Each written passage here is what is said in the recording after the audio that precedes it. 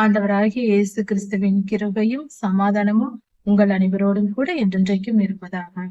தலைப்பு: நான் உன்னை விட்டு விலகுவதும் இல்லை, உன்னை கைவிடுவதும் இல்லை. யோபு 34ஆம் அதிகாரம் 19 முதல் 37 வசனங்கள் வரை. இந்த வேத பகுதியில் கர்த்தருடைய சுபாவமாக எலிகு சொல்லுகிற காரியங்கள் கொடுக்கப்பட்டிருக்கிறது. அதாவது, பிரபுக்களின் முகத்தை பார்க்காமலும் ஏழைகளை விட ஐஸ்வர்யவான்களை பெரியதாக எண்ணாமலும் சமமாக எல்லோரையும் நடத்துகிற கர்த்தரை பார்த்து நீர் குற்றப்படுத்தலாமா? அவரிடத்தில் அவர் எனக்கு நீதி செய்யவில்லை என்று சொல்லலாமா என்று எலிகு யோபையாவை பார்த்து கேட்கிறார். கர்த்தருடைய வல்லமையை அவர் வெளிப்படுத்துகிறார். கர்த்தருடைய சுபாவங்கள் என்னென்ன, அவருடைய குணங்கள் என்னென்ன என்று எலிகு சொல்கிறார். இப்படிப்பட்ட பிரபுக்கள், ஐஸ்வர்யவான்கள், ஏழைகள் இவர்கள் எல்லோரும் கர்த்தருடைய கரங்களின் கிரியைகளே என்று யோபு சொல். இப்படிப்பட்ட பெரிய பணக்காரர்களாக இருக்கலாம், ஏழைகளாக இருக்கலாம், பிரபுக்களாக இருக்கலாம். இப்படிப்பட்டவர்கள் திடீரென சாதாரண மனிதர்கள் தான், எந்த நேரமும் எதுவும் நடக்கலாம். ஆனால் மனிதர்கள் என்ன செய்கிறார்கள் என்பதை கர்த்தர் கவனித்துக் கொண்டிருக்கிறார். அவர் அவர்கள் செய்கையின் மேல் கவனமாய் இருக்கிறார். மனிதர்கள் என்ன செய்கிறார்கள், எந்த இடத்தில் தவறு செய்கிறார்கள், எந்த இடத்தில் பாவம் செய்கிறார்கள், எந்த இடத்தில் பரிசுத்தமாய் நடக்கிறார்கள் என்பதையெல்லாம் அவர் கவனிக்கிறார் என்று எலிகு சொல்லுகிறார். அக்கிரமக்காரர்கள், அநியாயம் செய்கிறவர்கள் ஒளிந்து கொள்வதற்கு எங்கும் இடம் இல்லை என்று வேதம் சொல்லுகிறது.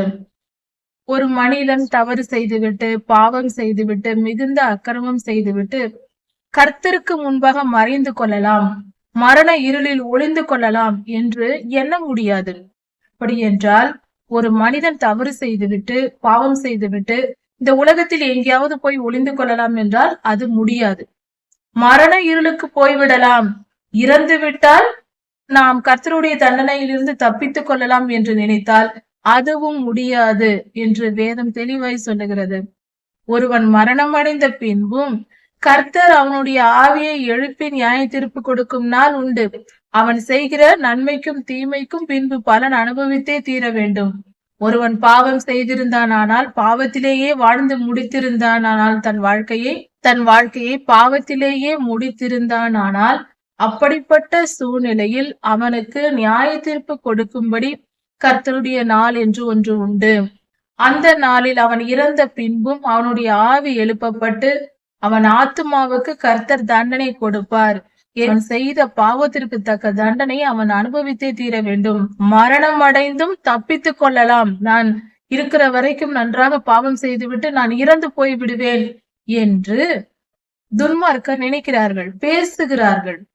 இருக்கும் வரைக்கும் நான் ஜாலியாக அக்கிரமம் செய்து கொண்டு இருந்துவிட்டு நான் இறந்து விடுவேன், அதனால் என்ன ஆக போகிறது, நான் தான் தண்டனைக்கு தப்பித்துக் கொள்வேனே என்று நினைக்க வேண்டாம்.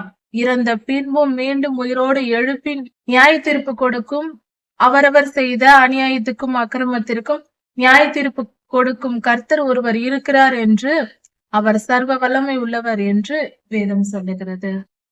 மனிதன் கர்த்தரோடு போய், தேவனோடு போய் வழக்காடும்படி இது இப்படி அது அப்படி என்று சொல்லும் அளவுக்கு கர்த்தர் மிஞ்சினது ஒன்றையும் செய்ய மாட்டார், அவனுக்கு கொடுக்க மாட்டார். மிஞ்சின காரியத்தை சுமத்த மாட்டார். அதாவது இதனுடைய பொருள் என்னவென்றால், கர்த்தர் மிகப்பெரிய கஷ்டத்தை ஒரு மனிதனுக்கு கொடுத்து விட்டு அந்த மனிதன் பின்பாக போய் கர்த்தரிடத்தில் எனக்கு இப்படிப்பட்ட துன்பத்தை கொடுத்தீரே, என்னால் சுமக்க முடியவில்லையே என்று அவன் வழக்காட முடியாது. ஏனென்றால் அப்படிப்பட்ட கடினமான பாதையை நான் கொடுப்பதில்லை. சுமக்க முடியாத பாரத்தை நான் யாருக்கும் கொடுப்பதில்லை என்று கர்த்தர் சொல்லுகிறார். நம்மால் ஆராய்ந்து முடியாத அறிவோடு கர்த்தர் செய்கிற காரியம், நம்மால் ஆராய்ந்து முடியாத அறிவோடு அவருடைய நியாயங்களை துன்மார்க்கர் மேல் செலுத்துகிறார். அப்படிப்பட்ட வல்லமையுடையவர்களை அவர் நொறுக்கி வேறே மனுஷரை, அடுத்த வேறு மனிதர்களை அவர்கள் ஸ்தானத்தில் வைக்கிறார். அதாவது வல்லமை உடையவர்கள் என்று சொல்லும் போது மிகப்பெரிய தலைவர்கள், உயர்ந்த ஸ்தானத்தில் இருக்கக்கூடியவர்களை, அது ஒரு நிறுவனமாக இருக்கலாம், தேசமாக இருக்கலாம், ஒரு குடும்பமாக இருக்கலாம், எந்த விதத்திலும் வல்லமை உடையவர்கள் என்று சொல்லும் போது அதிகாரத்தில் இருப்பவர்கள், அப்படிப்பட்டவர்கள் ஒரு ஊராக இருக்கலாம், எப்படி இருந்தாலும் அவர்கள் அநியாயம் செய்தால் அவர் அற்புத விதமாய் நியாயம் தீர்த்து அவர்களை தள்ளிவிட்டு வேறே மனிதரை அங்கு கொண்டு வந்து வைப்பார். அதிகாரங்களை ஏற்படுத்துகிறவர் கர்த்தரே என்று இந்த வேத பகுதி சொல்லுகிறது. அவர்களுடைய கிரியைகளை கர்த்தர் அறிந்திருக்கிறார்.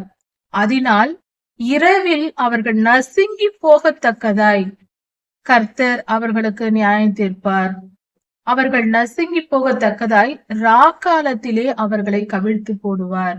கர்த்தர் செய்கிற காரியம் அவர்களை இரவில் ராக்காலத்திலே அவர்களை தண்டித்து விடுவார். அப்படி என்றால் யாருக்கும் தெரியாமலேயே தண்டித்து விடுவார் என்றும் பொருள் செய்யலாம். அதாவது அதிகாரம் வகிப்பவர்கள், அது எந்த இடத்திலா இருந்தாலும், அதிகாரத்தில் உயர்ந்த ஸ்தானத்தில் இருந்து மற்றவர்களை ஆளுகை செய்கிறவர்கள் அக்கிரமமாய் வாழ்ந்தால் கர்த்தர் அவர்களை நசுங்கி போக பண்ணுவார், அவர்களை தள்ளிவிட்டு வேறு ஆட்களை ஏற்படுத்துவார் என்ற பொருளில் இந்த வேத பகுதியில் நமக்கு கர்த்தருடைய வார்த்தை கொடுக்கப்பட்டிருக்கிறது. தேசத்தில் வல்லமை உடையவர்கள், அதிகாரம் வகிப்பவர்கள், பதவிகளில் இருப்பவர்கள் கர்த்தருடைய வழிகளை முழுவதுமாய் அறிந்து கொள்ளாமல், கர்த்தரை விட்டு விலகி, கர்த்தருடைய வழிகளில் நடக்காமல் கர்த்தரை விட்டு விலகி நடந்து துன்மார்க்கருக்கு தீமை செய்து துன்மார்க்கமாய் வாழ்ந்து எளியவர்களுக்கு தீமை செய்ததினால், ஏழைகளுக்கும் எளியவர்களுக்கும் துன்பப்படுகிறவர்களுக்கும் அவர்கள் தீமை செய்ததினால், அவர்களை அப்படி தீமை செய்ததினால் அந்த பாதிக்கப்பட்ட எளியவர்கள் கர்த்தரை நோக்கி கூப்பிடுகிறார்கள். அப்படிப்பட்ட எளியவர்களின் கூக்குரலை கர்த்தர் கேட்டு இந்த வல்லமையுள்ள துன்மார்க்கமாய் நடக்கிறவர்களை கர்த்தர் அடிக்கிறார். எல்லோரும் பார்க்கும்படி, மனிதர்கள் எல்லோரும் பார்க்கும்படி பலர் அறிய அவர்கள் தண்டனைக்குட்படுகிறார்கள் என்று கர்த்தர் சொல்லுகிறார். இப்படியாக கர்த்தர் அவர்களுக்கு நியாய தீர்ப்பை கொடுக்கிறார். மாயக்காரன் தேசத்தை ஆளாதபடிக்கும், ஜனங்கள் சிக்கிக் கொள்ளாதபடிக்கும், தீமையான தலைவர்கள், கெட்டவர்கள், துன்மார்க்கமாய் வாழுகிறவர்கள் தேசத்தை துன்மார்க்கமான, தவறான, மாயக்காரர்களான தலைவர்கள் வந்து ஆளாதபடிக்கும், ஜனங்கள் அவர்களிடத்தில் மாட்டிக்கொள்ளாதபடிக்கும் கர்த்தர் தடை செய்து அவர்களை காப்பாற்றி நல்ல தலைவர்களை ஏற்படுத்தி அவர்களுக்கு சமாதானத்தை கொடுத்தால், அந்த தேசத்திற்கு, அந்த ஜனங்களுக்கு சமாதானத்தை கொடுத்தால், அப்படி கர்த்தரால் ஆசீர்வதிக்கப்பட்ட அந்த ஜனத்தை யாரால் கலங்க பண்ண முடியும்? அப்படி அவர்களுக்கு கர்த்தர் சமாதானத்தை அந்த தேசத்திற்கு கொடுத்திருக்கும் பொழுது அவர்களை கலங்க பண்ண யாரால் முடியும்? முடியாது, ஒருவராலும் முடியாது. அதே போல கர்த்தர் தமது முகத்தை மறைத்தால் அவரை காண்பவன் யார்? அப்படி என்றால் கர்த்தர் ஒரு மனிதனை அல்லது ஒரு தேசத்தின் ஜனங்களை, ஒரு கூட்ட ஜனங்களை ஆசீர்வதித்து நல்ல தலைவர்களை ஏற்படுத்தி தந்தால், அவர்களுக்கு சமாதானத்தை கர்த்தர் கொடுத்திருந்தால், அவர்கள் சமாதானத்தை எடுத்து அவர்களை கலங்க பண்ணி தீமை செய்ய வைக்க யாராலும் முடியாது. அதே போல கர்த்தர் ஒரு ஜனத்தை கைவிட்டு விட்டார், அவர்களை பார்க்க, அவர்கள் அக்கிரமம் செய்த பாவம் செய்கிற போது கர்த்தர் அவர்களுக்கு முன்பாக தமது முகத்தை மறைக்கிறார், அவர் அவர்களுக்கு இறங்கவில்லை, அவர் போய்விடுகிறார் என்றால், அப்பொழுது அவர்களுக்கு சமாதானத்தை கொடுக்க வேறு யாரால் முடியும்? கர்த்தரே சமாதானத்தை கொடுக்கிறவரும், கர்த்தரே நன்மையை நம்மை விட்டு விலக்குகிறவருமாய் இருக்கிறார். நன்மையும் தீமையும் கர்த்தருடைய கரத்திலிருந்து வருகிறது என்பதை நாம் உணர்ந்து கொள்ள வேண்டும் என்று இந்த வேத பகுதியில் கொடுக்கப்பட்டிருக்கிறது. நான் அநியாயம் செய்தேன், தண்டிக்கப்பட்டேன், அதனால் எனக்கு உம்முடைய நீதி நியாயத்தை எனக்கு போதியும், நான் இனி தவறு செய்ய மாட்டேன் என்று சொல்லலாமே. இப்படி கர்த்தரை நோக்கி நீர் சொல்லலாமே. இப்படி சொல்லாதிருக்கிறதினால் உமக்கு பதிலாக உன் கூட இருக்கிற வேறொரு மனிதனை இப்படி சொல்ல வைக்க நீர் நினைக்கிறீரா? அப்படி சொல்ல முடியுமா? நீர் அப்படி சொல்லாமல் எலிகு யோபையாவிடம் என்ன சொல்லுகிறார்? நீர் தவறு செய்துவிட்டு அதை கர்த்தரிடத்தில் நான் தவறு செய்தேன், நான் தண்டிக்கப்பட்டேன், என்னை மன்னியும், நான் இனி அப்படி செய்வதில்லை என்று சொல்லாமல் அமைதியாய் இருக்கிறீரே, உமக்கு பதிலாக வேறொரு ஆளை இப்படி சொல்ல வைக்க முடியும் என்று நினைக்கிறீரா? உமக்கு பதிலாக வேறு யாராவது ஆள் வைத்து இப்படி சொல்லலாம், கர்த்தரிடம் சொல்லலாம் என்று நினைக்கிறீரா என்று எலிகூ கேட்கிறார். நான் அல்ல, நீரே தெரிந்து கொள்ள வேண்டும். அதை நீர்தான் தெரிந்து கொள்ள வேண்டும். யாரை வைத்து சொல்லலாம், கர்த்தரிடம் பேசலாம் என்று நீர்தான் தெரிந்து கொள்ள வேண்டும். அப்படி இல்லை என்றால் நீர் தெரிந்து வைத்திருப்பதை எனக்கு சொல்லும். நீர் என்ன உன் மனதில் நினைத்திருக்கிறீர் என்பதை எனக்கு சொல்லும் என்று எலிகூ யோபோயாவிடம் சொல்லுகிறார். உமக்கு பதிலாக வேறொருவர் பேசும்படியாக, மன்னிப்பு கேட்கும்படியாக, உமக்காக ஒருவர் பரிந்து பேசும்படியாக யாரையாவது வைத்து சொல்லலாம் என்று நினைக்கிறீரா? அப்படி இருந்தால் சொல்லும். நீர் யாராவது மனதில் நினைத்திருந்தால் சொல்லும், செய்யலாம் என்று சொல்லுகிறார். கர்த்தர் ஞானம் இல்லாமல் பேசுகிறார், புத்தி இல்லாமல் சொல்லுகிறார் என்று, நான் சொல்வது சரி என்று ஞானம் உள்ளவனும் புத்தி உள்ளவனும் என் பட்சமாய் பேசுவான் என்று எலிகூ சொல்லுகிறார். அதாவது யோபோயா அறிவில்லாமல் ஞானம் இல்லாமல் பேசிவிட்டார். நான் பேசுவது சரி என்று அறிவுள்ளவனும் புத்தியுள்ள மனுஷர்களும் நான் சொல்லுவதான் சரி என்று என் பக்கமாய் பேசுவார்கள் என்று எலிகூ சொல்லுகிறார். அக்கிரமக்காரர்கள் சொன்ன பதிலின் நிமித்தம் நான் பார்க்கும் பொழுது முற்றும் முடிய யோபு சோதிக்கப்பட வேண்டியதே என்னுடைய விருப்பம். யோபு சோதனைக்குட்பட வேண்டியவர்தான். அவருக்கு ஏற்பட்டிருப்பது சரியான ஒரு நிலைதான். இப்படிப்பட்ட சோதனை யோபுக்கு வந்துதான் தீர வேண்டும் என்று எலிகூ சொல்லுகிறார். தம்முடைய பாவத்தோடு, ஏற்கனவே பாவம் இருக்கிறது, அதோடு கூட மீறுதலையும் கூட்டிக் கொண்டார். யோபோயா தவறு செய்தார் என்று எலிகூவும் சொல்லுகிறார் கடைசியாக. அதாவது அவர் ஏற்கனவே பாவம் செய்திருந்தார், போதாதற்கு இன்னும் மீறி வேறு பேசுகிறார். கர்த்தருடைய வழிகளை விட்டு மீறி நடக்கிறார். மீறுதலும் சேர்ந்து கொண்டது. யோபு கை கொட்டி, கைகளை தட்டி தேவனுக்கு விரோதமாக பேசினார் என்று எலிகூ சொல்லுகிறார். தேவனுக்கு விரோதமாக அதிகமாய் பேசினார், அதிகமான வார்த்தைகளை விட்டார் என்று எலிகூவும் யோபோயாவை குற்றப்படுத்துகிறார். அவர் செய்தது தவறே என்று சொல்லுகிறார்.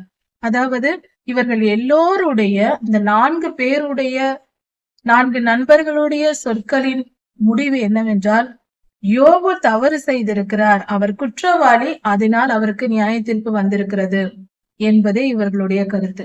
ஆனால் யோபோயா சொன்ன பதில்களின் கருத்து என்னவென்றால், நான் குற்றம் செய்யவில்லை, தீயவர்களுக்கும் நன்மை நடக்கும், நல்லவர்களுக்கும் தீமை நடக்கும், சோதனை நிமித்தமே எனக்கு இந்த கஷ்டங்கள் வந்திருக்கிறது, நான் பாவம் செய்து நியாய தீர்ப்பை அடையவில்லை, நான் தவறு செய்து அதற்கான தண்டனையை நான் பெற்றுக் கொண்டிருக்கவில்லை, நான் எந்த தவறும் செய்யவில்லை, இது எனக்கு சோதனையாக இந்த காரியம் வந்திருக்கிறது, கர்த்தரே இதை ஏன் செய்தார் என்று எனக்கு தெரியவில்லை என்று இப்படிதான் அவர் யோபோயா கர்த்தரை குற்றப்படுத்தாமல் பேசுகிறார். ஆனால் இங்கு பேசிய அந்த 4 நண்பர்களும் கர்த்தரை குற்றப்படுத்தவில்லை, ஆனால் யோபோயாவை குற்றப்படுத்தி பேசினார்கள்.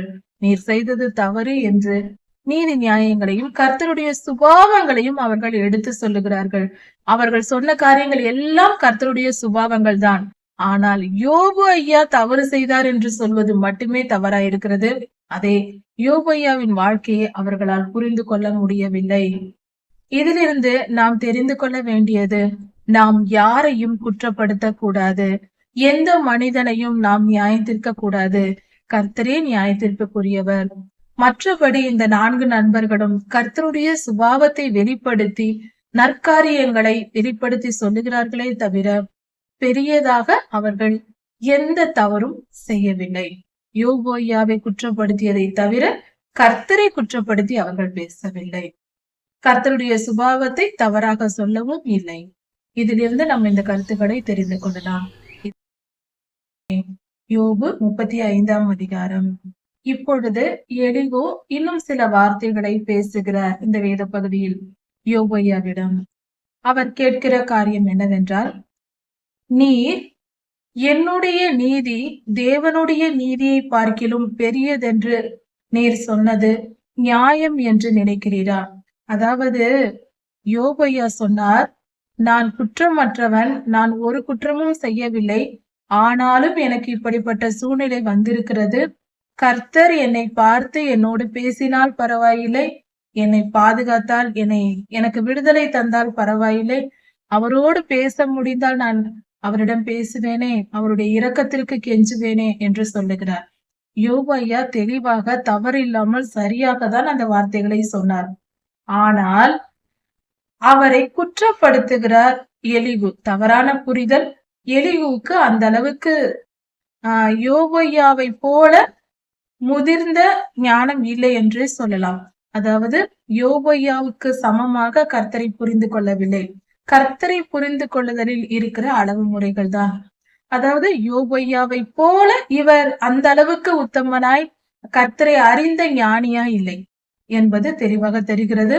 இப்பொழுது எலிகாயா சொல்லுகிறார், அவர் அறிந்த ஞானத்திற்கு நம்மை போல அவர் பேசுகிறார். எலிகு அவர் சொல்லுகிறார், நீர் கர்த்தருடைய நீதி, கர்த்தர் செய்த உமக்கு கொடுத்த தண்டனையை, அதற்கு நான் தகுதி இல்லாதவன், நான் ஒரு குற்றமும் செய்யவில்லை என்று சொல்வது கர்த்தரை மிஞ்சின செயல்.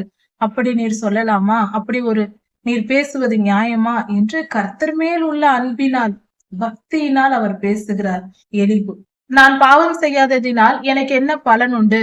எனக்கு தான் இந்த பாடுகள் வந்து விட்டதே, நான் நீதிமானாய் நடந்தும் எனக்கு இவ்வளவு கஷ்டங்கள் வந்து விட்டதே, நான் பாவம் செய்யாதிருந்ததினால் எனக்கு என்ன பலன் என்று நீர் சொன்னீரே, உமக்கும் உம்முடைய நண்பர்களுக்கும் நான் பதில் சொல்லுகிறேன். இந்த கேள்வியை நீர் கேட்டீர் அல்லவா, அதற்கு நான் பதில் சொல்லுகிறேன். வாரும், வெளியே வந்து வானத்தை அண்ணாந்து பாரும் என்று எலிகு சொல்லுகிறார். உம்மை விட உயரமான ஆகாயத்தை கொஞ்சம் கவனித்து பாரும். நீர் பாவம் செய்தால் அதனால் கர்த்தருக்கு என்ன நஷ்டம் உண்டாக போகிறது? எவ்வளோ பெரிய வானமண்டலம் எல்லாம் இருக்கிறது, எவ்வளோ பெரிய சிருஷ்டிப்பை கர்த்தர் வைத்திருக்கிறார். நீர் ஒரு மனிதன் பாவம் செய்தால் அவருக்கு என்ன நஷ்டம் அடைய போகிறது? உம்முடைய மீறுதல்கள் அதிகமாவதினாலும் கர்த்தருக்கு என்ன சேதம் அடைய போகிறது? கர்த்தரை நீர் சேதப்படுத்தி விடுவீரா? நீர் பாவம் செய்தாலும், நீர் அக்கிரமம் செய்து வாழ்ந்தாலும், அதாவது ஒரு மனிதன் செய்கிற பாவமும் அக்கிரமமும் அவனுடைய வாழ்க்கையை தான் பாதிக்குமே தவிர கர்த்தரை என்ன பாதிக்க போகிறது? இந்த பொருளில் எலிகு சொல்லுகிறார். எலிகுவின் வார்த்தை என்னவென்றால், நீர் பாவம் செய்தால் அது கர்த்தரை பாதித்து விடுமா? அது ஒண்ணும் பாதிக்க போவதில்லை. எவ்வளவு பெரிய வானத்தை எல்லாம் அவர் படைத்து வைத்திருக்கிறார், நீரெல்லாம். அப்படிப்பட்ட ஒரு காரியம் எல்லாம் அவரை பாதிக்கவே பாதிக்காது. உம்முடைய பாவத்தினால் உமக்கு தான் பாதிப்பு, அவருக்கு என்ன பாதிப்பு என்று எலிகு கேட்கிறார். உம்முடைய பாவத்தினால் உம்மை போன்ற மனுஷனுக்கு, நீர் பாவம் செய்தால் உம்மை போன்ற ஒரு மனிதனுக்கு அது நஷ்டம் உண்டாகும். பாவத்தினால் உமக்கு தான் நஷ்டம், நீர் பாவம் செய்தால் உமக்கு தான் அது நஷ்டம். நீர் நீதிமானாய் வாழ்ந்தால் மனுஷர்களுக்கு, மற்ற கூட இருக்கிறவர்களுக்கு நன்மை உண்டாகும். அவ்வளவுதான். கர்த்தருக்கு என்ன நஷ்டம் அடைய போகிறது? இப்படியாக எலிகு கேட்கிறார். வல்லமையுடையவர்கள் பலரால், அநேகரால் ஒடுக்கப்பட்ட ஜனங்கள் கர்த்தரை நோக்கி முறையிடுகிறார்கள். கொடுமைப்படுத்தப்படுகிறவர்கள், வேதனைப்படுகிறவர்கள் கர்த்தாவே கர்த்தாவே என்று கூப்பிடுகிறார்கள். கர்த்தரை நோக்கி கூப்பிடுகிறார்கள் ஒடுக்கப்பட்டவர்கள். அதிகாரத்தில் இருப்பவர்கள், வல்லமை உடையவர்கள், அப்படி என்றால் ஒரு குடும்பமாக இருந்தாலும் அதில் வல்லமை உடையவர்கள், அது ஒரு தேசமாக இருந்தால் ஒரு அதிகாரிகள் போன்ற அதிகாரம் செய்கிறவர்களுடைய வல்லமையினால் அதிகமாய் ஒடுக்கப்படுகிறவர்கள் கர்த்தரை நோக்கி முறையிடுவார்களாம். கர்த்தாவே என்னால் முடியவில்லை, இவர்கள் என்னை இவ்வளவு கொடுமைப்படுத்துகிறார்களே என்று கர்த்தரை நோக்கி முறையிடுவார்களாம். அவர்களுடைய புயத்தின் நிமித்தம் அந்த அதிகாரம் வகிப்பவர்களின் வல்லமையை பார்த்து, அவர்களுடைய பவரை பார்த்து இந்த ஜனங்கள் அலறுகிறார்கள். கொடுமை அனுபவிப்பவர்கள் அலறுவார்கள். பூமியின் மிருகங்களை பார்க்கிலும் புத்திமான்களும், பூமியின் மிருகங்களை பார்க்கிலும் புத்திமான்களாக நம்மளை கர்த்தர் படைத்து வைத்திருக்கிறார். பூமியின் பறவைகளை, ஆகாயத்து பறவைகளை காட்டிலும் ஞானிகளாக கர்த்தர் நம்மை படைத்து வைத்திருக்கிறார். அப்படி படைக்கப்பட்ட நாம் என்னை உண்டாக்கினவரும் இரவிலும் கீதம் பாடும் அளவுக்கு என்னை ஆசீர்வதித்திருக்கிறவருமான சர்வ வல்லமையுள்ள சிருஷ்டிகர்த்தா, என்னை படைத்தவர், மிருகங்களை பார்க்கிலும் புத்திசாலியாக, பறவைகளை பார்க்கிலும் ஞானியாக என்னை படைத்த, என்னை உண்டாக்கின கர்த்தர் எங்கே என்று இரவிலும் கீதம் பாட, இரவிலும் பாட்டு பாடும் அளவுக்கு சந்தோஷமாய் என்னை பாதுகாத்து வைத்திருக்கிற என் தேவன் எங்கே என்று தேடுகிறவன் ஒருவனும் இல்லை. மனிதர்கள் கர்த்தரை தேடவில்லை. நம்மை படைத்தவரை நாம் நினைத்து பார்ப்பதில்லை. நாம ஏதேதோ ஒரு வாழ்க்கை என்று சொல்லிக்கொண்டு எதையோ நோக்கி ஓடிக்கொண்டு எதையோ நினைத்து கொண்டிருக்கிறோம். நம்மை படைத்த கர்த்தரை மறந்து போனோம் என்று வேதம் சொல்லுகிறது. அங்கே அவர்கள் பொல்லாதவர்களின் பெருமையின் நிமித்தம் கர்த்தரை நோக்கி கூப்பிடுகிறார்கள். ஆனால் கர்த்தரோ அவர்களை செவி கொடுப்பதில்லை, அவர்களுடைய வார்த்தையை கேட்பதில்லை, அவர்களுக்கு பதில் சொல்ல மாட்டார், கர்த்தர் பேச மாட்டார் என்று சொல்லப்படுகிறது. அதாவது பெருமையினால், கர்த்தருக்கு கீழ்ப்படிதல் இல்லாமல், கர்த்தரை நினைத்து பார்க்காமல், கர்த்தரிடத்தில் அன்பு கூறாமல், கர்த்தரை நம்மை உண்டாக்கின கர்த்தர் எங்கே என்று நாம் அறிந்து கொள்ளாமல், நம்முடைய வாழ்க்கையே நாம் வாழ்ந்து கொண்டு நாம் பெருமைப்பட்டு கொண்டு ஒரு ஃபார்மாலிட்டிக்காக, ஒரு முறைக்காக கர்த்தரை நோக்கி ஜெபிக்கிறேன் என்று நாம் எதையாவது கேட்டால் கர்த்தர் நமக்கு பதில் சொல்ல மாட்டார். அதனால்தான் இன்றும் ஜெபத்திற்கு, பலருடைய ஜெபத்திற்கு கர்த்தரிடத்திலிருந்து பதில் கிடைப்பதில்லை. அதற்கு காரணம் இதுதான். நம்மை உண்டாக்கின கர்த்தரை நாம் நினைத்து பார்ப்பதில்லை, ஏனோ தானோ என்று கடமைக்காக ஜெபிப்பது. அதனால்தான் கர்த்தர் வீணான வார்த்தைகளுக்கு செவி கொடுக்க மாட்டார், அதை கேட்க மாட்டார். வீண் வார்த்தைகளை, ஒரு ஃபார்மாலிட்டிக்காக ஒரு சில வார்த்தைகளை மனப்பாடம் செய்து வைத்துக் கொண்டு ஜெபிப்பது, அல்லது ஒரு 10 வசனங்களை படித்து வைத்துக் கொண்டு அதையே சொல்லிக் கொண்டு இருப்பது, முழு இருதயத்தால் இல்லாமல் வார்த்தையினால், வெறும் வாயினால் ஜெபிக்கிற ஜெபங்கள் கேட்கப்பட மாட்டாது. நம் முழு இருதயத்தோடு கர்த்தரிடத்தில் அன்பு கூர்ந்து நம் அப்பாவிடம் பேசுகிறோம் என்ற உணர்வோடு அவரை நினைத்து, தினந்தோறும் நினைத்து, அவர் குரலை கேட்டு நாமும் அவருடன் பேசி அப்படி வாழ்கிற, பரிசுத்தமாய் அப்படி வாழ்ந்தால் தினந்தோறும் அனுதினமும் நாம் எப்பொழுதும் கர்த்தரிடத்தில் பதிலை பெற்றுக் கொள்ளலாம். ஆனால் அப்படி இல்லாதவர்கள் வீண் வார்த்தைகளை பேசி, பலவித அடுக்கு மொழிகளை சொல்லி நாம் ஜெபிப்பதினால் கர்த்தர் நம் ஜெபத்தை கேட்டுவிட மாட்டார். அப்படிப்பட்ட வீண் வார்த்தைகளால் அலப்புகிற ஜெபத்தை கர்த்தர் கவனிக்க கூட மாட்டார் என்று வேதம் சொல்லுகிறது. அவருடைய தரிசனம் எனக்கு கிடைக்கவில்லை என்று சொல்லுகிறீரே. யோபு ஐயா சொல்லுகிறார், கர்த்தருடைய தரிசனம் எனக்கு கிடைக்கவில்லை, அவரை பார்த்தால் நலமாயிருக்கும், அவரிடத்தில் பேசினால் நலமாயிருக்கும் என்று சொல்லுகிறார். அதற்காக எலிகு சொல்லுகிறார், அவருடைய தரிசனம் எனக்கு கிடைக்கவில்லை என்று நீர் சொல்லுகிறீரே, நியாய தீர்ப்பு கர்த்தரிடத்தில் இருக்கிறது, அவருடைய கரங்களில் இருக்கிறது. நியாய தீர்ப்பு கர்த்தருடைய கரங்களில் இருக்கிறது. அவருக்கு காத்திரும், கர்த்தர் பேசும் வரைக்கும் நீர் கொஞ்சம் காத்து கொண்டிரும்.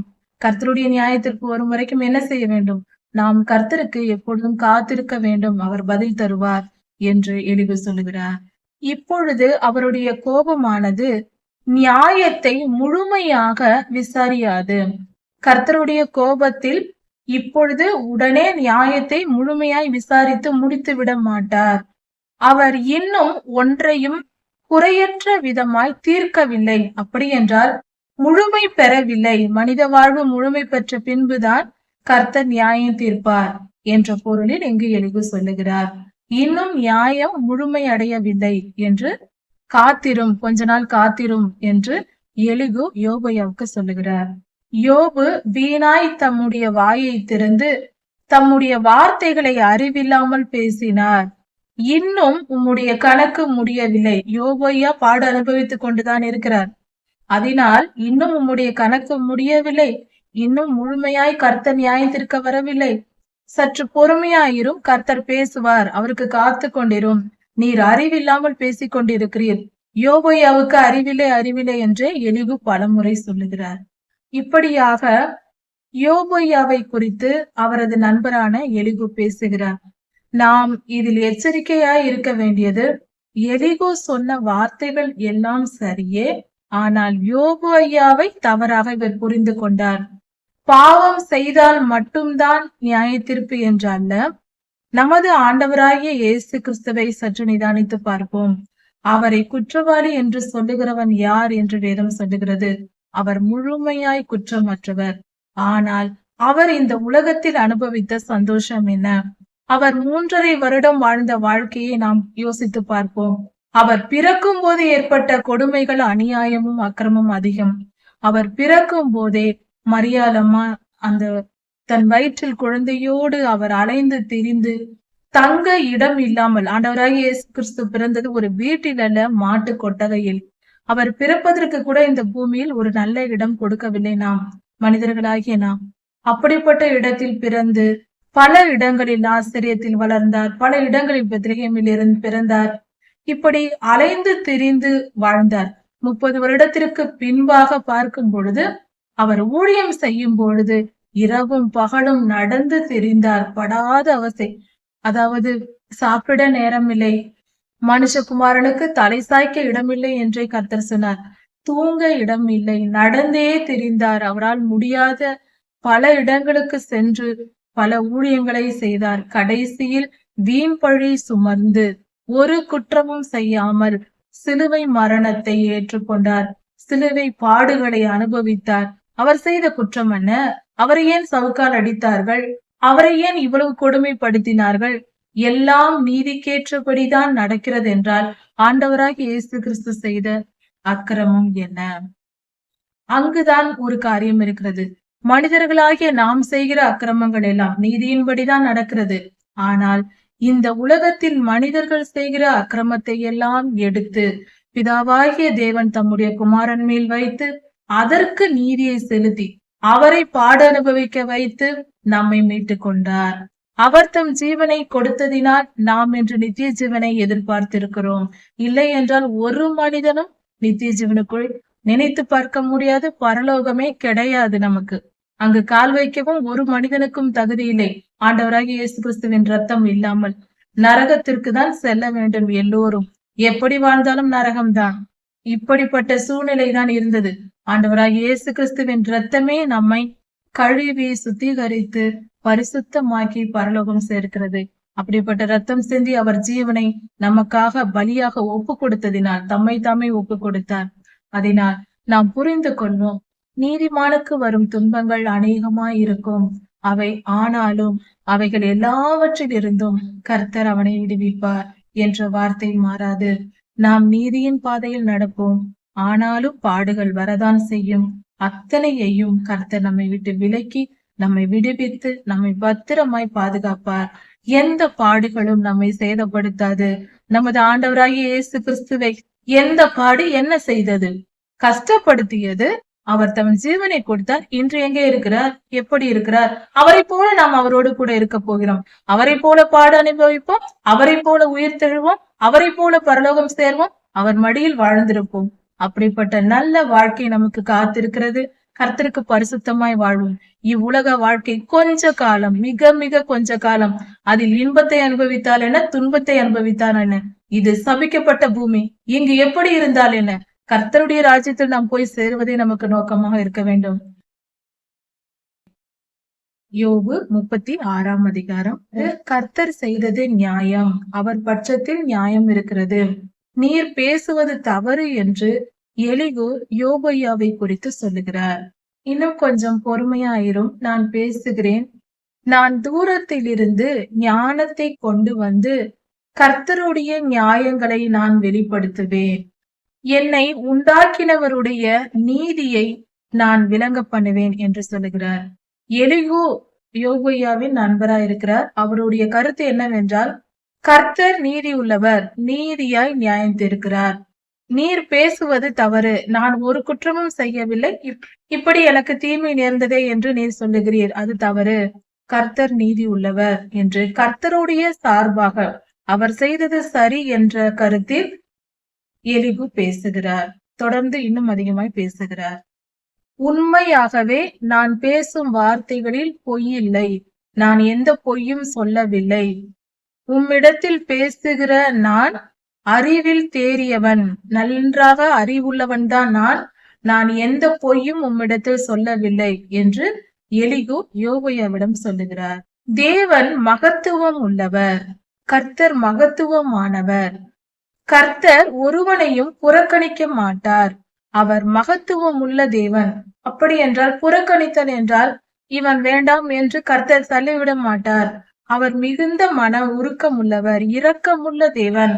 அவர் மிகவும் அன்பானவர், மன உருக்கம் பெரியது என்று எலிகு சொல்லுகிறார். மன உருக்கத்திலும் அவர் மகத்துவம் உள்ளவர். மகத்துவம் என்ற வார்த்தை மிக சிறப்பானது, மிக நல்லது என்ற பொருளில் அது வருகிறது. மகத்துவமானவர் கர்த்தர், மன உருக்கத்திலும் மகத்துவமானவர். அதை நம்மால் சொல்லவே முடியாது. அவ்வளவு நமக்கு சந்தோஷத்தை கொடுக்கக்கூடிய செயல்களை கர்த்தர் செய்கிறவர் என்பதே பொருளாகிறது. துன்மார்க்கரை பிழைக்க விட மாட்டார், அவர்களை அழித்து போடுவார். அதே போல எளிமையானவர்கள், கஷ்டப்படுகிறவர்களின் ஜெபத்தையும் அவர் கேட்பார், அவர்களுக்கு மனமிறங்குவார் என்று சொல்லுகிறது. சிறுமையானவர்களின் நியாயத்தையும், எளியவர்களின் நியாயத்தையும், சிறுமைப்பட்டவர்களுடைய நியாயத்தையும் அவர் விசாரிக்கிறார். கர்த்தர் தம்முடைய நீதிமான்களை அவர் பார்க்கிறார். அவர்களுடைய நீதி நியாயங்களுக்கு தக்கதாக அவர்களை உயர்த்தி, நான் உன்னை விட்டு விலகுவதும் இல்லை, உன்னை கைவிடுவதும் இல்லை என்று கர்த்தர் நமக்கு சொல்லி இருக்கிறார். நீதிமான்களை விட்டு விலகாத தேவன் அவர். அப்படி விலகாமல் இருந்து அவர்களை ராஜாக்களோடு கூட சிங்காசனத்தில் உட்கார வைத்து உயர்ந்த ஸ்தலத்தில் என்றென்றும் உட்காரவும் செய்கிறார். உயர்ந்த ஸ்தானத்தில் வைத்து அவர்களை என்றென்றும் உட்கார வைக்கவும் கர்த்தர் செய்கிறார். அப்படிப்பட்ட மேன்மையை அவர்களுக்கு கர்த்தர் கொடுக்கிறார். கர்த்தர் தம்முடைய கண்களை நீதிமான்களை விட்டு விலக்க மாட்டார். சிங்காசனங்களில் ராஜாக்களோடு போய் உட்காரும் அளவுக்கு உயர்த்தி வைத்தும் அவர்களை நிரந்தரமாக அந்த ஸ்தலத்தில், உன்னதத்தில் இருக்கும்படியாகவும் கர்த்தர் செய்வார். உயர்ந்த ஸ்தலத்தில் என்றைக்கும் உட்கார்ந்திருக்கவும் செய்வார். அது நிரந்தரமான இடமாய் இருக்கும். இந்த வேத வசனத்தை தியானிக்கும் பொழுது யோசேப்பையாவின் சரித்திரத்தில் இது அப்படியே நடந்திருப்பதை நம்மால் அறிய முடியும். யோசேப்பையா நீதிமானாய் இருந்தார், உத்தமனாய் இருந்தார்.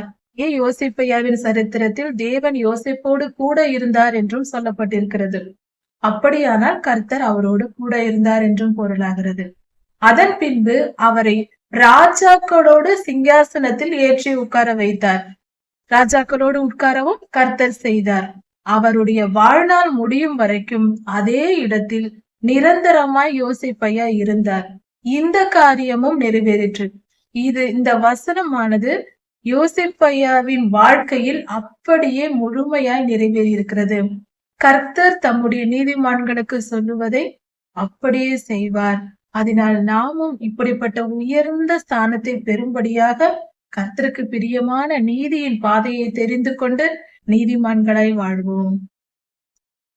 நீதிமான்களுக்கு விலங்குகள் போடப்பட்டு உபத்திரவத்தின் கட்டுகளால் கட்டப்பட்டிருந்தாலும் அவர்கள் இப்பொழுது இருக்கிற நிலைமை கைகளில் விலங்கிடப்பட்டவர்களாக, சிறைப்படுத்தப்பட்டவர்களாக, ஒரு இடத்தை விட்டு வெளியே வராமல் அடைக்கப்பட்டவர்களாய் இருந்தாலும், பலருடைய அதிகாரங்களுக்கு உட்பட்டு கொடுமையை அனுபவித்துக் கொண்டிருப்பவர்களாய் இருந்தாலும், உபத்திரவத்தின் கயிறுகளால் கட்டப்பட்டிருந்தாலும், மிகுந்த உபத்திரவத்தில் அவர்கள் இருப்பவர்களாய் இருந்தாலும், மிகுந்த வேதனையையும் அனுபவித்துக் கொண்டு துடியாய் துடித்துக் கொண்டிருக்கிற நிலையில் இருந்தாலும், அவர்கள் ஏற்கனவே செய்த செயல்கள், அவர்களுடைய செயல்களையும் அவர்களுடைய மிஞ்சின மீறுதல்களையும், அவர்கள் என்னென்ன செய்தார்கள் என்பதையும், எந்தெந்த இடத்தில் அவர்கள் தவறு செய்தார்கள், எதனால் இப்படியெல்லாம் துன்பப்படுகிறார்கள் என்பதை குறித்தும் கர்த்தர் அவர்களுக்கு சொல்லுவார். இப்படி அவர்களுக்கு சொல்லி அக்கிரமத்தை விட்டு மனம் திரும்பு என்று அவர்களை மனம் திரும்புவதற்காக அவர்கள் செவியை திறக்கிறார். அவர்கள் இருதயத்தை திறந்து இனி இது போன்ற தவறுகளை நீ செய்யக்கூடாது என்று கண்டித்து வழி நடத்துகிறார் கர்த்தர். அவர்கள் இப்படி கர்த்தர் சொல்லும் போது அந்த வார்த்தைகளை கேட்டு கர்த்தருக்கு அடங்கி ஒழுங்காக அவர்கள் வாழ்ந்தால் தங்கள் நாட்களை நன்மையாகவும் தங்களுடைய வாழ்க்கையை செல்வ வாழ்க்கையாகவும் வாழ்வார்கள், சுமை வாழ்வார்கள். அப்படி என்றால் அவர்கள் கர்த்தருடைய கண்டிப்பை ஏற்றுக்கொண்டு மனம் திரும்பினால் அவர்களுக்கு நன்மை நடக்கும், நன்மையாகவே அவர்கள் வாழ்வு மலரும் என்று கர்த்தர் சொல்கிறார். அப்படி அடங்காவிட்டால் பட்டயத்துக்கு இரையாவார்கள், கடைசியில் இறந்தும் போவார்கள் என்று சொல்லப்பட்டிருக்கிறது. பட்டயம் என்பது துன்பம். அதாவது ஒரு வாய்ப்பை கொடுத்து கர்த்தர் மனம் திரும்பும்படி அவர்களை கண்டித்து உணர்த்துவார். அவர்கள் திருந்தவில்லை என்றால் அவர்கள் மிகுந்த துன்பத்துக்கு ஆளாகி அழிந்து போவார்கள், அவர்கள் வாழ்க்கை முடிந்து போகும், இறந்து போவார்கள் என்று சொல்லப்பட்டிருக்கிறது. மனம் திரும்பினால் கர்த்தரிடத்தில் நல்வாழ்வை பெற்று ராஜாவுடைய சிங்காசனத்தில் நாம் அவருடைய சிங்காசனத்தோடு ராஜாவோடு கூட உட்காரவும் நிரந்தரமாய் இருக்கவும் கிருபை செய்வார். யோசேப்பையாவை உயர்த்தியது போல மன திரும்பவில்லை என்றால், ஏனென்றால் யோசேப்பையாவின் வாழ்க்கையிலும் இப்படிதான் நடந்தது. யோசேப்பையா தன்னுடைய வீட்டில் தன்னுடைய தகப்பனாரிடத்தில் தன் சகோதரர்களை பற்றி புறங்கூறுதல் என்ற பாவத்தை அவதூறதை சொல்லிக் கொண்டிருந்தார். அதனால் அவர் மிகுந்த உபத்திரவத்துக்கு ஆளானார், துன்பத்திற்கு ஆளானார். அவர் சிறையிருப்பில் இருந்தார், அடிமையாக வாழ்ந்தார், சிறையிருப்புக்கு வந்தார். எல்லாவித அவரை கொல்லவும் பார்த்தார்கள். இது முதலில் நடந்தது. முதலில் கொல்ல பார்த்தார்கள், அடிமையாக விற்று போட்டார்கள், அடிமையாக மாறி போனார் யோசேப்பையா. பின்பு சிறையிருப்புக்கும் போனார். ஆனால் அவர் மனம் திரும்பிய பொழுதோ கர்த்தர் அவரை உயர்த்தி ராஜாவுடைய இந்த வசனங்கள் அப்படியே யோசேப்பையாவின் வாழ்க்கையில் நிறைவேறி இருக்கிறது. அதை நிரந்தரமாக அதே போல உயர்ந்த ஸ்தானத்தில் வாழ்ந்தார் யோசேப்பையா. அதே போல நாமும் கூட மனம் திரும்பினால் நன்மையை பெற்றுக் கொள்ளலாம், மனம் திரும்பாவிட்டால் அழிந்து போக வேண்டியதுதான். மாயமுள்ள இருதயத்தார் குரோதத்தை தங்கள் இருதயத்தில் வைத்திருப்பார்களாம், குரோதத்தை குவித்துக் கொள்ளுகிறார்களாம். மாயம் உள்ள இருதயத்தார், மாய்மாலம் செய்கிற இருதயம் உடையவர்கள். அதாவது இது எப்படி என்றால் பொய்யாய், இப்பொழுது ஒரு சிலர், அதாவது ஒருவருக்கு ஏற்றபடி யாரிடத்தில் பேசுகிறோமோ அவர்களுக்கு ஏற்றபடி பேசிக்கொண்டு நல்ல பெயர் எடுத்துக் கொள்வார்கள். பலர் இப்படிப்பட்ட ஆட்களுக்கு ஏற்றது போல பேசுவது, சந்தர்ப்ப சூழ்நிலைக்கு ஏற்றபடி பேசுவது, இப்படிப்பட்டவர்களை மாயக்காரர்கள் என்று சொல்வது. சந்தர்ப்ப சூழ்நிலைக்கு ஏற்றபடி தம்மை தாமே மாற்றிக் கொள்கிறவர்களை மாயக்காரர்கள், மாய்மானம் பண்ணுகிறவர்கள். அப்படிப்பட்ட ஜனங்கள் குரோதத்தை குவித்துக் கொள்ளுகிறார்கள். குரோதம் அவர்களிடத்தில் இருக்கும். குரோதம் என்பது கெட்ட எண்ணம், எப்பொழுது யாரை எப்படி தீங்கு செய்யலாம் என்று நினைக்கிற அப்படிப்பட்ட எண்ணம். அப்படிப்பட்டவர்களை அவர்களை கட்டி வைக்கும் போது அவர்கள் கர்த்தரை நோக்கி கூப்பிடுவார்களாம். அவர்களுக்கு துன்பம் வரும்போது அவர்கள் கர்த்தரை நோக்கி கூப்பிடுவார்களாம். அவர்கள் வாழ வயதிலே மாண்டு போவார்கள், முதுமை அடைவதற்கு முன்பே அவர்கள் இறந்து போவார்களாம். லட்சையானவர்களுக்குள்ளே அவர்களுடைய பிராணன் முடியும். அப்படி என்றால் மிகுந்த கர்த்தரால் வெறுக்கப்பட்ட, கர்த்தர் விரும்பாத தாழ்ந்த நிலையில் இருக்கிறவர்கள், மிகவும் தீயவர்களான மனிதர்களோடு கூட இறந்து போவார்கள். அப்படி என்றால் நரகத்திற்கு சென்று விடுவார்கள் என்று பொருள்.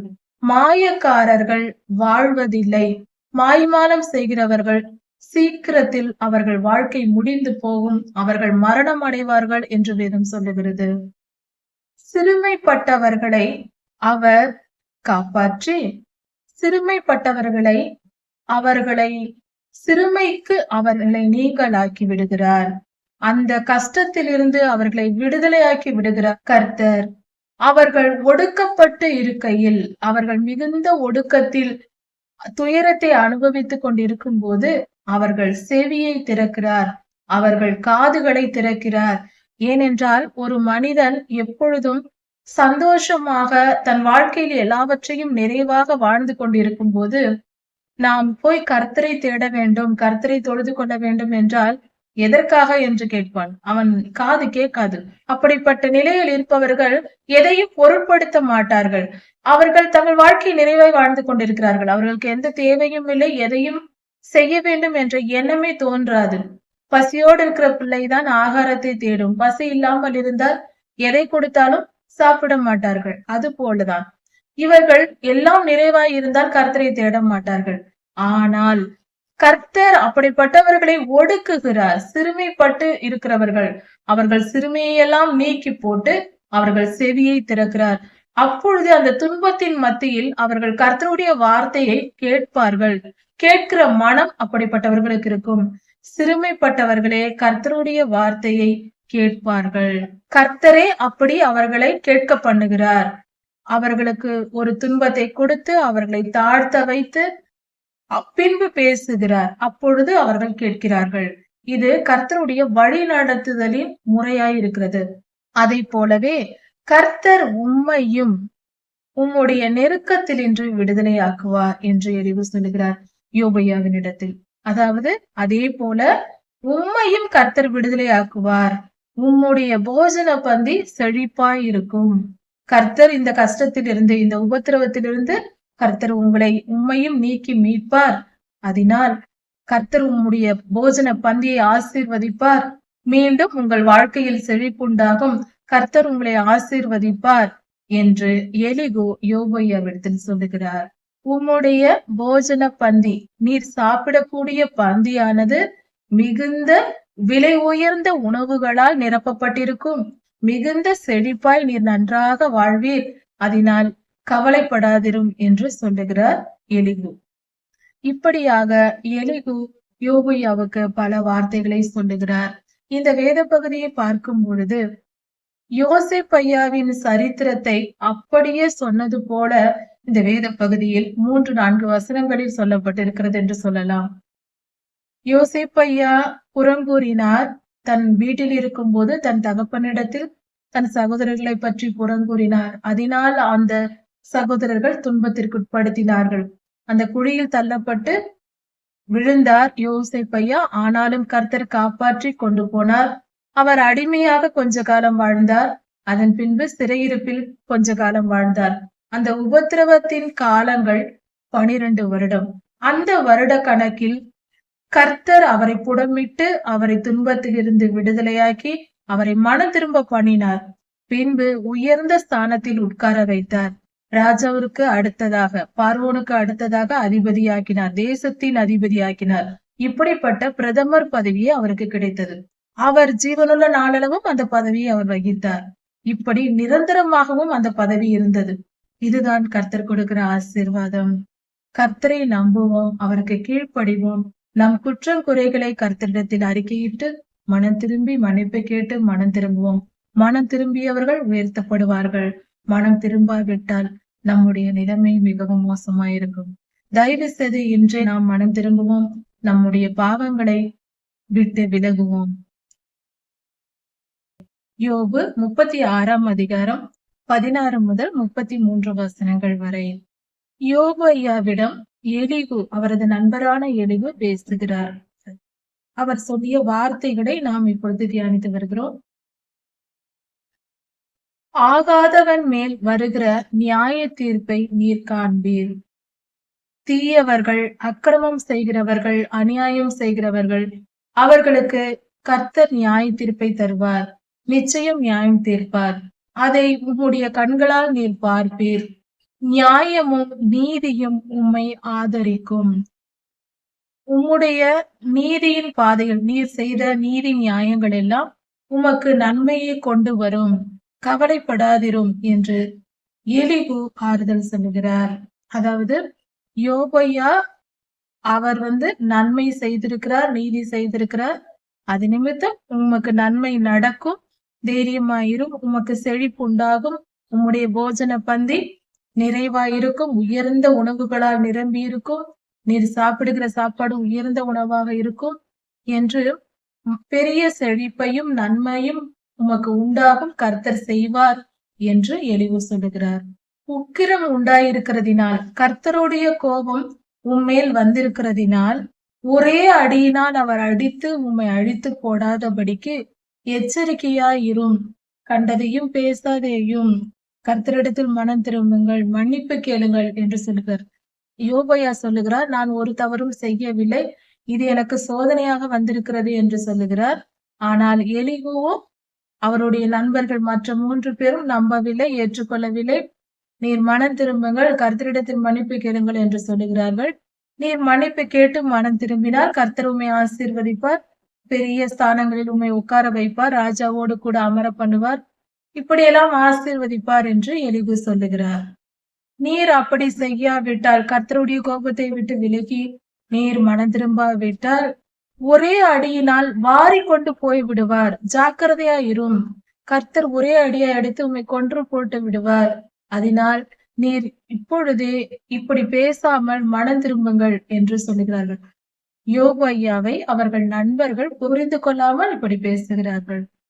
அப்படி உமக்கு மிகப்பெரிய கோபத்தினால் கர்த்தர் ஒரு அடியை கொடுத்தால், அந்த அடிக்கு, அந்த துன்பத்திற்கு நீங்களாக உம்முடைய மீட்கும் பொருளாக ஒரு பணத்தை கொடுத்தாவது, ஒரு உம்முடைய சொத்து சுகம் எல்லாவற்றையும் கொடுத்தாவது கர்த்தரிடத்திலிருந்து தப்பித்துக் கொள்ள முடியுமா? அதெல்லாம் முடியாது. கர்த்தர் எதை கொடுத்தாலும் அப்படியெல்லாம் காப்பாற்ற மாட்டார். பணத்திற்கு காணிக்கை கொடுப்பது, தசம பாகம் அதிகமாய் கொடுப்பது போன்ற காரியங்களினால் கர்த்தரிடத்திலிருந்து, தண்டனையிலிருந்து தப்பித்துக் கொள்ளலாம் என்று நினைக்காதிருங்கள். நாம் தவறு செய்துவிட்டு அதற்கு ஈடாக பணத்தை கொடுப்பதினால் நாம் அந்த பாவத்திலிருந்து நம்மை விடுதலையாக்கி கொள்ள முடியாது. எவ்வளவு பொன்னும் பொருளும் கொடுத்தாலும், சொத்தை கொடுத்தாலும் கர்த்தர் மன்னிக்க மாட்டார். பணம் கொடுத்து கர்த்தரிடத்திலிருந்து ரட்சிப்பை நாம் வாங்க முடியாது. அதை புரிந்து கொள்ள வேண்டும். உம்முடைய செல்வத்தை அவர் மதிப்பாரா? அதெல்லாம் அவருக்கு ஒரு பொருட்டா? பரலோகத்தில் வீதியே தங்கமா இருக்கும். அப்படி இருக்க அதெல்லாம் ஒரு பொருட்டா? உம்முடைய சொத்தை அவர் மதிப்பாரா? உம்முடைய செல்வத்தை எல்லாம் ஒரு பெரிதென்று நினைப்பாரா? உம்முடைய பூரண பராக்கிரமத்தை, உம்முடைய எல்லா சொத்து சுகங்களையும், எல்லா வல்லமைகளையும், எதையுமே அவர் மதிக்க மாட்டாரே. ஜனங்கள் வாரிக்கொள்ளப்படும் இரவை விரும்பாதிருங்கள். அதாவது ஏதாவது மிகப்பெரிய கொள்ளை நோய், துன்பம் போன்ற காரியங்கள் இரவில் வரும். இரவில் உண்டாகும் பயங்கரம் என்று சங்கீதம் 91 சொல்லப்பட்டிருக்கிறது. அப்படிப்பட்ட ஏதாவது ஒன்று வந்து விடாதபடிக்கு அதன் மேல் விருப்பமாய் இராதேயும். அப்படி எதுவும் வந்துவிடக் கூடாது, எச்சரிக்கையாயிருங்கள் என்று சொல்லுகிறார். கர்த்தர் கோபப்பட்டு ஏதாவது ஒரு மிகப்பெரிய தண்டனையை கொடுத்து உம்மை கொன்று போட போகிறார், அதனால எச்சரிக்கையாயிருங்கள் என்று எலிகு சொல்லுகிறார். அக்கிரமத்திற்கு திரும்பாதபடிக்கு எச்சரிக்கையாயிரும் என்று சொல்லுகிறார். அக்கிரமம் செய்வதற்கு மீண்டும் திரும்பி போய்விடாதேயும், அந்த பாதை வேண்டாம், அதை விட்டு விலகும் என்று எலிகு சொல்லுகிறார். உபத்திரவத்தை விட அக்கிரமத்தை சுமந்து கொண்டீரே. வருகிற அந்த கஷ்டங்கள், பாடுகளை விட உம்முடைய அக்கிரமத்தை நீர் தெரிந்து கொண்டீர். நீர் அக்கிரமம் செய்தீர், யோபை அக்கிரமம் செய்தார் என்று எலிகு சொல்லுகிறார். இதோ கர்த்தர் தம்முடைய வல்லமையில் அமர்ந்திருக்கிறார். அவரை போல போதிக்க கூடியவர்கள் யார்? அவரை போல நமக்கு சொல்லிக் கொடுக்கிறவர், நீதி நியாயங்களை போதித்து வழி நடத்துகிறவர் யார் என்று எலிகு சொல்லுகிறார். கர்த்தருடைய வழிகளின் நியாயத்தை அறியத்தக்கவர் யார்? கர்த்தர் சில காரியங்களை செய்யும் பொழுது நமக்கு அது புரியாது. எல்லாவற்றையும் புரிந்து கொள்ள முடியும் என்று நினைக்க கூடாது. இது என்ன, அது என்ன என்று கேள்வி கேட்க கூடாது. கர்த்தர் சில நேரங்களில் இந்த காரியத்தை செய்ய என்பார், இந்த காரியத்தை செய்யாதே என்பார். அவர் சொல்வதற்கு கீழ்ப்படிய வேண்டியதுதான் நம்முடைய வேலை. நாம் ஆராய்ந்து கொண்டிருக்க கூடாது. இது என்ன, அது என்ன, இது எதற்கு செய்ய வேண்டும், இது எப்படி செய்ய வேண்டும், இந்த கேள்வி எல்லாம் கேட்டுக்கொண்டிருக்க கூடாது.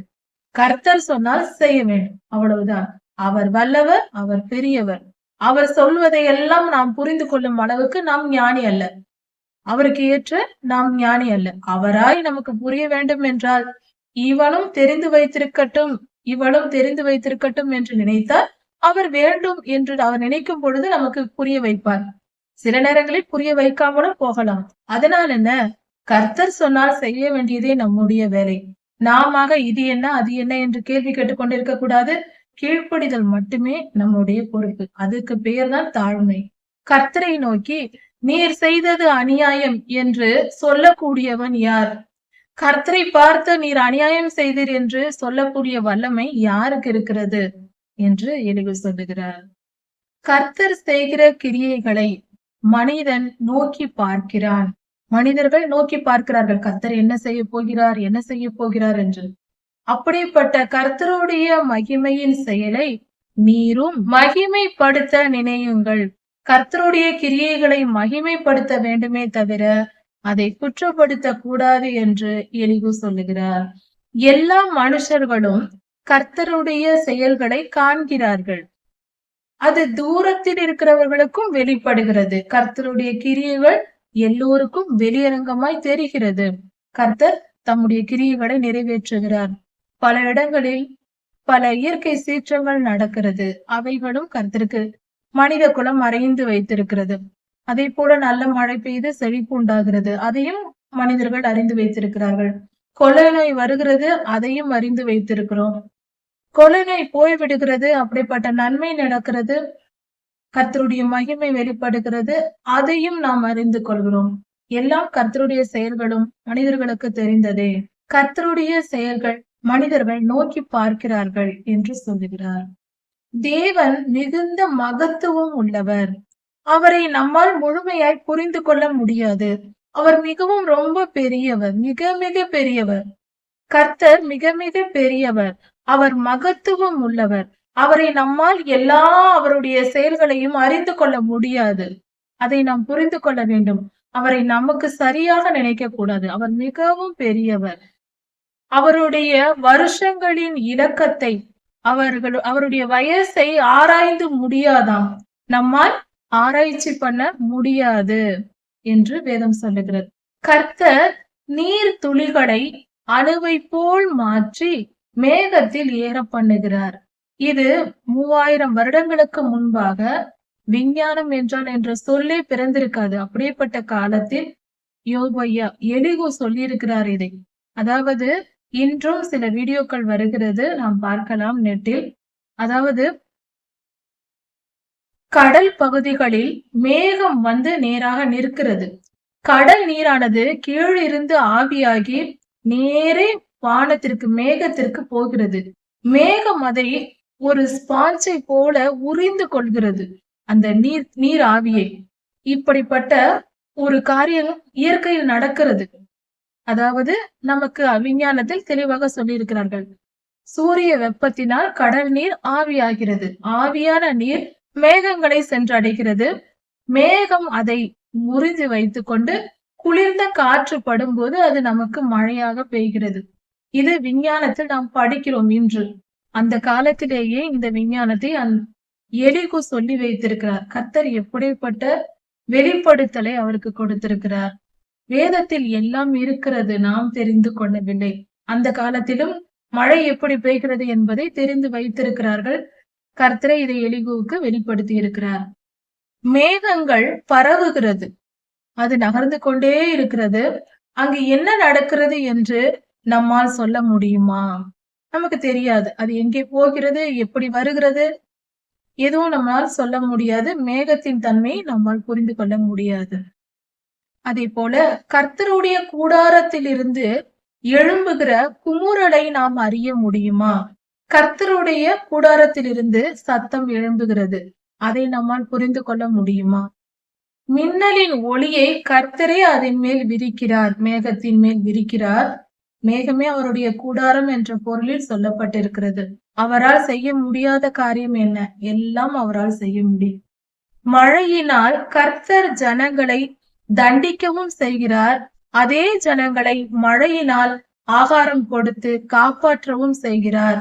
சில நேரங்களில் மழை நன்றாக பெய்து பூமியை செழிப்பாக்கி ஜனங்களை மிக செழிப்பானவர்களாக கர்த்தருடைய ஆசீர்வாதத்தால் நல்லபடியாக வாழ கிருபை செய்கிறார். அது கிடைக்கிறது. மழை நன்மை செய்து செழிப்பாக்குகிறது மனிதனை. அதே மழை சில நேரங்களில் வெள்ளமாக வந்து பயிர்களை அழித்து நஷ்டத்தை ஏற்படுத்தி மிகப்பெரிய துன்பத்தையும் மனிதனுக்கு ஏற்படுத்துகிறது. இதனால் பலருடைய வாழ்க்கை போகிறது, சில பேர் உயிரையும் இழக்கிறார்கள். இப்படிப்பட்ட காரியங்கள் நடக்கிறது. இதனை செய்வது யார்? கர்த்தரே. கர்த்தரே மழையை அனுப்பி ஆசீர்வதிக்கவும் செய்கிறார், மழையை அனுப்பி கொல்லவும் செய்கிறார், அழிக்கவும் செய்கிறார், வெள்ளமாக அனுப்பி. இது மனிதனுடைய பாவத்தின் நிமித்தமே நடக்கிறது என்பதே இதன் பொருள். மனிதர்கள் கர்த்தருக்கு கோபம் ஊட்டும் போது அவரிடத்திலிருந்து சாபத்தை பெற்றுக் கொள்கிறார்கள். மனிதர்கள் கர்த்தருக்கு பிரியமாய் நடந்து கீழ்ப்படிந்திருக்கும் போது கர்த்தரிடத்தில் ஆசீர்வாதத்தை பெற்றுக் கொள்ளலாம். அதை புரிந்து கொள்ள வேண்டும். கர்த்தர் மின்னலின் ஒளியை தம்முடைய கைக்குள் அடக்கி கொண்டு எந்தெந்த இடத்தில் அந்த ஒளி வர வேண்டும் என்று அவரே அதற்கு கட்டளை கொடுக்கிறாராம். எவ்வளவு அற்புதமான வார்த்தைகள்! கர்த்தரே இவைகளை எல்லாம் கண்ட்ரோல் பண்ணுகிறார் என்பதே இதன் பொருள். அதனால் அவர் செய்ய நினைப்பதையும் அந்த மின்னல் வரும் பொழுது மழை வரப்போகிறது என்று நாம் தெரிந்து கொள்வோம். இதையெல்லாம் நாம் தெரிந்து கொள்வதற்கு அந்த மின்னலை வைத்து நாம் தெரிந்து கொள்கிறோம் கர்த்தர் மழையை அனுப்ப போகிறார் என்று. அவருடைய செயலை நாம் மின்னலின் மூலமாய் தெரிந்து கொள்கிறோம். அவர் மின்னலை அனுப்பி இந்த இடத்தில் மழையை அனுப்ப போகிறேன் என்று ஒரு அறிகுறியாக காட்டுகிறார் என்ற பொருளில் சொல்லப்பட்டிருக்கிறது. ஆடு மாடுகளும் அவைகளை அறிந்து கொள்ளும். ஏனென்றால் மிருக ஜீவன்களும் தங்கள் பாதுகாப்பான இடத்திற்கு போகும்படியாக கர்த்தர் மின்னலை மழைக்கு முன்பாக அனுப்புகிறார் என்று இந்த வேதத்தின் வசனங்கள் நமக்கு சொல்லிக் கொடுக்கிறது. எவ்வளவு அற்புதமான தேவன் அவர்! அவர் எவ்வளவு நல்லவராய் இருக்கிறார், எவ்வளவு வல்லமையுடையவராய் இருக்கிறார், எவ்வளவு ஞானம் உள்ளவராய் இருக்கிறார். அவருடைய ஞானங்கள் ஆராய்ந்து அறிந்து முடியாது. சிறு சிறு துளிகளே நமக்கு மிகப்பெரிய பொக்கிஷமாய் இருக்கிறது. கர்த்தர் பெரியவர். அவருடைய ஞானத்தையும் அவருடைய வழி நடத்துதலையும் அவருடைய இருதயத்தையும் வேத புத்தகத்தை படித்து நாம் தெரிந்து கொள்வோம். கர்த்தருடைய வார்த்தைகளை கேட்டு தெரிந்து கொண்டு நாம் அவருடைய வழியில் நடக்கும்போது அவர் நம்மை விட்டு விலகாமலும் நம்மை கைவிடாமலும் நம்முடன் கூட இருந்து என்றென்றும் பாதுகாப்பார். கர்த்தர் உங்களை ஆசீர்வதிப்பாராக. இதன் தொடர்ச்சியை அடுத்த செய்தியில் பார்க்கலாம். மாரநாதா.